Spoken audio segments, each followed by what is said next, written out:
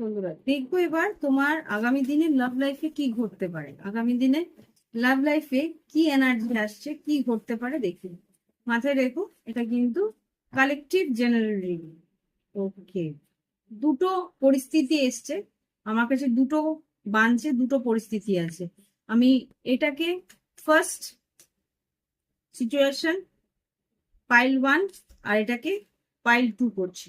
ওকে, তো পাইল 1-এ কি এসছে? Get to know each other আর আনকন্ডিশনাল লাভ।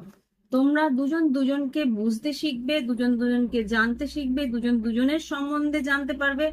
আর জানার পরে একে অপরের জন্য একটা আনকন্ডিশনাল, মানে কোনো রকম কোনো আম, এই সম্পর্কটা কিন্তু আজকের নয়, এটা খুব সম্ভবত অনেক বছরের সম্পর্ক। সেটা আস্তে আস্তে একটা মেচুরিটি পাচ্ছে, একটা পূর্ণতা পাচ্ছে, একটা পরিপূর্ণতা পাচ্ছে। আর একে অপরের প্রতি একটা উম অবিচ্ছেদ্য একটা ভালোবাসা, বা কি বলবো, আহ নিঃস্বার্থ ভালোবাসা তোমাদের দুজনের মধ্যে গড়ে উঠছে। দ্বিতীয় যেটা সিচুয়েশন আছে, এটা কিন্তু বেশ তিনটে চারটে কার্ড আসছে। হ্যাঁ, দ্বিতীয় সিচুয়েশন যেটা আছে সেটার মধ্যে হচ্ছে টুইন ফ্লেম স্টেজেস, তারপরে এসছে সোলমেট, তারপরে এসছে জেন্ডার রুলস, তারপরে এসছে ম্যারেজ। এখানে যেটা বুঝতে পারছি, তোমার জীবনে এটা একটা অন্য সিচুয়েশন, যেখানে আর কি তোমার জীবনে প্রথমে টুইন ফ্লেম এসছে, তারপরে তোমার জীবনে সোলমেট এসছে।